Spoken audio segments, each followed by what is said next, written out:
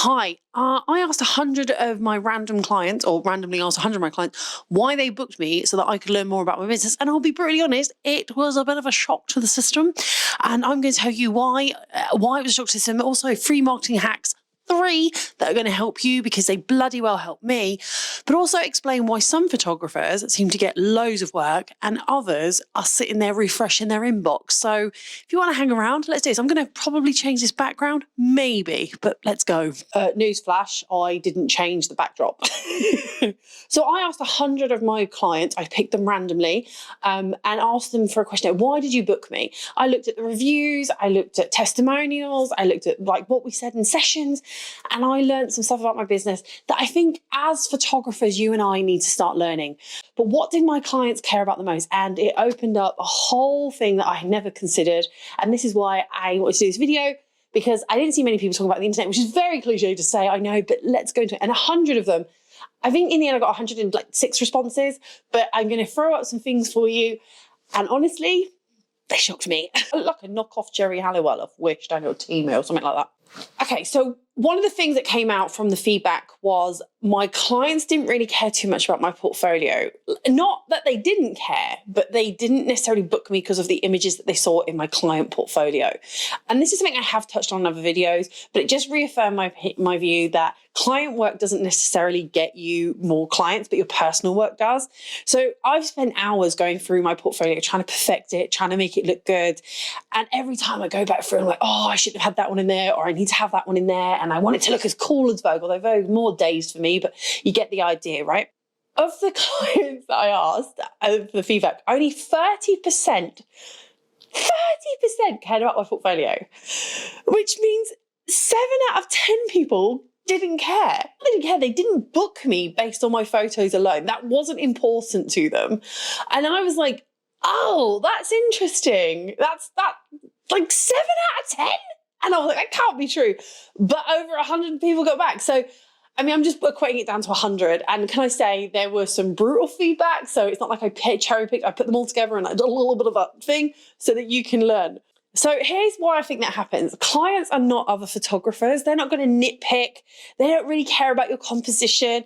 They're not debating your color grading. What they are is looking at, do they connect to the work and connect to you? It must be, if it's not the work, it must be me. So I need to really think about how I present myself online. Okay. So a pro tip I would say, stop overloading your website with hundreds and hundreds of photos. No one is scrolling that far. They really aren't. And I need to take this advice myself because I was looking through my own. I was like, I need to take this advice. Khandie needs to take this advice. People aren't scrolling through that much. They're not looking at all your work. They're not going, yeah, that's what we want. Put the best of the best up. And even if you absolutely love it, but you know you've done better, you got to get rid of it. The first 3 to 5 are the ones that need to make them go, yes, that's who we're booking. That's who we want. So the rest of them are just reiterating that point, but the top levels are those are my best. Cut down your portfolio. You do not need hundreds and hundreds of people. You don't need to put every event you've ever done up, because if you've done a cycling event and people are like, oh, have you, and you don't need to put 90 million of them up, pick your best ones and leave it at that. Don't put everything up. And I remember going on a friend's website, she was saying to me, oh, I can't get any work in this area. I'm like, because I have to scroll and scroll through, what was it she was doing? Dog shows to get to her portraits at the dog shows, because she chucked everything in. I was like, there's too much going on. I just want to get to those ones. So yeah, look at how your portfolio presents. Don't look at it as a photographer's mindset. Try to get in the mind of a client. A client doesn't care how many there are. They just want to see the good ones, okay? They aren't your ex-girlfriend or boyfriend. They're not stalking your entire social media to find a hint of what you're going on. They just want to know the highlights, okay? I'm going to be right back. I don't like this background. Give me 2 secs. Well, now everything's pink or pale. I kind of match. My Levi jacket matches. So in this feedback, one of the things that completely made me go, okay, and it's something that I have always worried that I was alienating with, was my personality. I am a very Marmite person. I am made very aware that I don't suit everybody. And I'm like, well, that's great. I'm not a supermarket. I'm not here to try and accommodate everybody. I'm a bespoke service, so I'm going to be bespoke in every part of me. And one of the things I worried about for a short time is my personality driving clients away? And in fact, 60% of my clients said one of the main reasons they booked me, or one of the main reasons, was my personality and how I present myself, both online and in person. If that did not give me the confirmation of what I needed to say, just go be you. I don't know what else will. Obviously it really made me feel happy, but it reiterated that I need to show more of who I am up on camera, which probably was why I did the podcast, which is the Loud Lens. If you're not already listening to it on Spotify or even on here, you can listen to it on here. I'll put the playlist there. I was very keen to present me more. Now, obviously this video will probably end up on the podcast too, because I think it's a really good vibe for it. But it just really drives home that a bespoke service needs to have a bespoke personality behind it. For me personally, that's my view, and my clients definitely back me up on that. And so it wasn't just like my lighting that they loved. It wasn't like anything other than really it was me being me and how much they loved being around me. And some of the comments I got, like, let me just read this one out. I picked you because you are always fun online. I was scared of looking awful in my photos and was so nervous. When I came in, you were so smiley and happy and instantly made me relax, and the shoot just kept getting better. That's why I booked you, Khandie, and that's why I'm going to book again. No mention of how good the photos were, which I will admit they were good photos, but it was just how the client felt. And I think that's something we're losing, the client experience, as well as allowing ourselves to have some personality on there. Because sometimes we're kind of drawn into this idea that we need to look a certain way or we need to act a certain way. And actually, it doesn't feel very real to you to act that way. So I'm desperately trying to make a change with how I am and be more me. You might have seen that if you came to the photo and video show. It's all, and actually doors have opened more for me. More doors have opened for me than they have closed for me because of understanding on who I am. And the people who close the doors to me, they're not my people. I hear people, I would be wrong if I said I haven't heard people say things out of line about me. I'm okay with this because we've had no interaction, or we've had a limited interaction, and you decided that you want to be known as a person who talks like this about others. That's a reputation that you will then carry with you. I'm okay. I'm doing my thing. I'm very open and honest about everything I do. And I think that's really important as photographers, that we stay as true to ourselves as we can and not be ashamed. So if you're an introvert or an extrovert, don't be afraid to be either one of those. You don't have to be this gregarious personality. I just naturally have an outgoing personality. But it doesn't mean those who don't have an outgoing personality are any less of a photographer or less likely to get clients. But you will attract people who are drawn to that. So don't be afraid to show that side of you. But interestingly enough, some of my favorite photographers are actually introverts. And one of my favorite photographers, two of my favorite photographers actually, Ellen Jane Rogers, I own lots of her work around my house. I highly recommend you check her out. Beautiful, very different to my own work. And the other one is Sean Tucker, who, is a demigod amongst us. Like the guy is just incredible, completely polar opposites from what I do. Yet I am utterly and always inspired by him. So the pro tip from this is look at your Instagram, look at your stories, look at the way you're connecting, and try and put some of you back into introvert or extrovert, whatever that personality presents as. Show it to your people. Let them see your face and hear your voice, because people are worried about going to somewhere to have a photograph if they can't even put a face to who they're going to go meet and what kind of vibe you're giving off. So just start showing up, and it's okay to be an introvert online. You don't need to be like me. You don't have to. You can be exactly you as you are. So I always think it's really good if you post behind, if you're worried about like, I can't always be on camera, it makes me feel a bit awkward, post them behind the scenes clips. So you might have seen a little bit more of me posting behind the scenes. And I feel like one of the friends, my friend in America said, is you got to act like you're the bartender. So you kind of got to make people comfortable and want them to come back. So you listen, you engage, and I don't know if that analogy works well here. So if you've heard of that analogy, please let me know, because I don't know if I'm quoting too much of stuff that isn't very relevant to this audience. But the idea is that you connect with your client a little bit more. And it's a skill that's learned, but it's a really good one for you. One of the things that came back is that 70% of my clients are either booking me because they've been on my Instagram and they've been on my website, or they've been referred, which gives me the idea that my clients were openly like checking me out. So your online presence is really important. In fact, I found people going from my website and looking at my Instagram from my website, and then going from my Instagram looking at my website. It wasn't just that, there was a couple of touches that were happening before, and clients were saying that, yes, they found me via a Facebook thing or an Instagram, but they would go check further into me to make sure I was legit, because there's so many horror stories out there.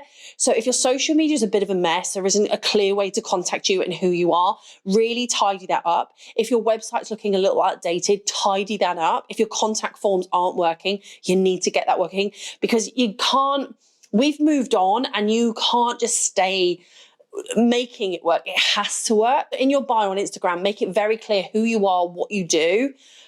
No one should kind of have to guess, but also have a way to contact you. Have your website, keep it clean, keep it professional. The professional is very much a varying degree of what we believe is professional, but it should definitely fit in with your style, your brand.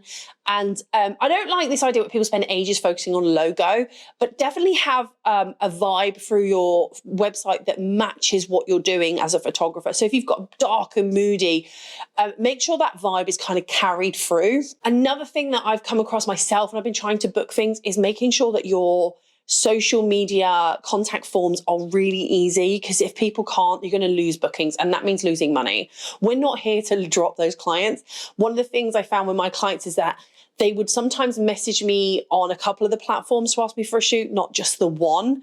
And I would reply to all of them and say, hey, should we carry this on email, or should we carry this on Facebook? Whichever they seem to be more engaged with. Because I want them to know that I'm checking them all, and my social media is kept with autoresponders like, hey, thanks for your message, we'll get back to you, just so I'm constantly touching that base. Something I would definitely look at doing.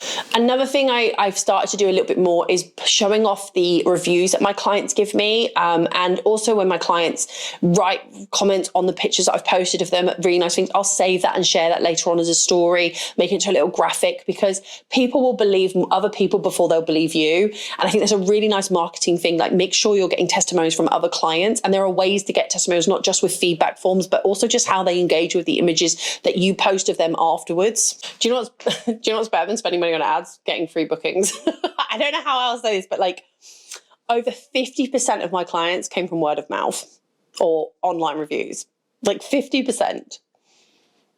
I don't know if that means I need to do more ads, but 50% of what I'm already doing is working. This means my past clients are doing my marketing for me. We stress so much over Instagram and whether we're relevant and whether we're keeping up, but there are literally clients who will be your hype.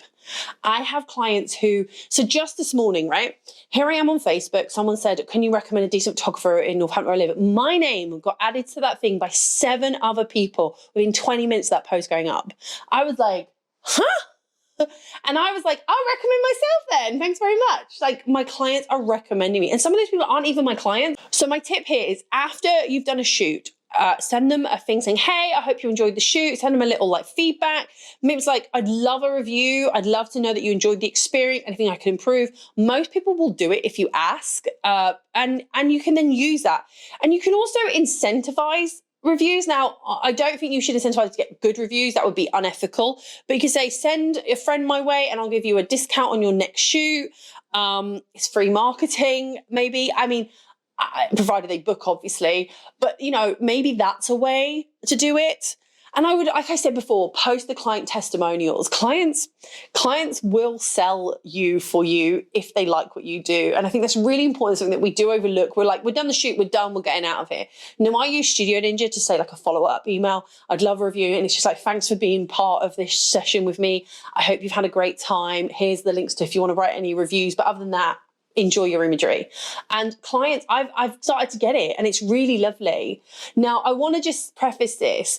Sometimes you won't get a 5 out of 5 review, and that's because a lot of people don't like putting 5 out of 5 reviews. Some people put a 4. Don't be disheartened by 4 reviews, like 4-star reviews, because people just, I have friends who refuse to give 5-star reviews. I have no idea why, but it's in their psyche that they just don't do it. So this is going to be a learning exercise for you. Clients will give you feedback if they're asked, but just be prepared that not everything's going to be a 5-star, because you can use this as a learning experience. And then you're like, oh, but it's out there on the internet. Honestly, don't fret. Anyone who's got constant 5 stars is fantastic. But even people who have like 4 and a bit, 4.8, 4.6, whatever it is, if you look at the so-called negative ones, they're often, we've had a great time, we've had this. It's just that people don't like giving 5 stars. Photographers stress about pricing all the time, like all the time. And yet in my feedback from my 100 clients, only 20% of them said that pricing was one of the main factors they considered when booking me. 20%. 2 out of 10 thought it was an important thing. The rest didn't even mention it. Why? Because they said they valued what I did more. And I'm like, isn't it cool that they valued? I'm sitting here going, oh my God, I think I'm like the most expensive in town, or I'm not sure what my price is. And my clients are like, la, la, la, la, la, la, la. They don't really care. And the 20% that cared, they said that there were other factors to why it also booked them, but it was one of the ones they considered. For me, I think people start to realize that I value what I do. So I attract people who value what I do. So if you're running around doing the cheapest of the cheapest, throwing everything at it, people aren't going to have the same respect for it as they would as if you were you valued your work a little bit more. You know, you saw it as a luxury item, because photography is technically a luxury item here in the UK, it's regarded. So for me, I don't want to be, I'm not a supermarket. I'm not here to appeal to everybody, get the right words. I'm not here to appeal to everybody. I want it to be a bespoke service, so I have to value that. And bespoke is normally valuable and has a higher price point. So I'm not going to care, because I am offering a bespoke service and bespoke costs. So what are you going to do? You're going to stop competing on price. You're going to start looking at the value of your product. Does it give your client the value back? There's something different between price and value. A product, sentimental, has more value than a throwaway item. Okay? Think about that. That's why people use the terms like heirlooms and heritage art. They use these words that kind of invoke this kind of, it's got grandiose appearance. It's beautiful, you know, and it's like, it's funny, isn't it? People lose their phones. They get upset they've lost the phone, but they're more upset sometimes because they've lost the photos on the phone. It's the photos that hold the value to them. So for me, I'm kind of like, we need to start realizing that our photography has a value beyond its price. And one of the ways that you can look more valuable is slicking, improving how your client books you. Be it the client management software that you use. I use Studio Ninja, as always. There is a link in my bio for a referral code. But I use it because it's so easy to book me, and they can see that I've invested in my business, so they feel in the back of their head that I'm investing, so they need to invest. And it sets the precedent that this is a valuable item. So for me, I would say, if you're going to do anything, slick up, improve how your client books. No to and fro with emails. We're not doing that, okay? So let me wrap this up for you, because I need to get on with sanding a table over there. That's really why I'm in the studio today. You are going to create your portfolio. You're going to slimline it. Put the top 3-5 as your besties. You're going to be like, those are the ones I want the client to go, holy, you need to book this person, okay? We're going to show our personality more. We're going to be like, aha, this is me. Whether that me is this is me or this is me, it doesn't matter. We're going to show up more, my people. We're going to be like, I am so proud of my brand. I am here. I don't care if you shove your face in front of the camera or you're going to use behind the scenes. You're going to start showing up, because the more they know who they're booking, the more likely they're going to book, okay? Hard one, but you're going to start collecting reviews and referrals. You're going to make a note. Now, I'm going to go over it again. Studio Ninja for me allows me to say where my client came in from, be it a returning client, a word of mouth, a referral, whatever it is. I can log that in, and we're going to charge value, not price. We're going to recognize that just because something costs us this much to do, that's not the price we're going to put it at. We're going to value our time, our management, ourselves, our work, our art. Okay. I mean, I was shocked at the 100 client responses. 100. I was shocked, because I have been obsessing and worrying about all the wrong things. And I think that's because I spend far too long hanging around other photographers, critiquing our own work and not looking and thinking like a client, because they're our intended customer, aren't they? We're not selling ourselves to other photographers. We're selling ourselves to people who don't actually have an in-depth knowledge of photography, but they want to look good, they want to feel like they look good, and they want to enjoy the whole experience. So let's remember who our actual client is, who pays us, okay? Now, as ever, don't forget to like, subscribe, hit that bell button, and I'll see you all soon. I'm going to go sand that table over there. Wish me luck, because I don't think I'm actually dressed for that, but I'm here for it, because I'm a girl and I can. Bye. I'll probably have to record this again, because I think the changing backgrounds, if you're watching this on the video and not the podcast listening, the background kept changing, and because of my own doing, and I'm not sure if I love it as much as I think I do. Okay, bye.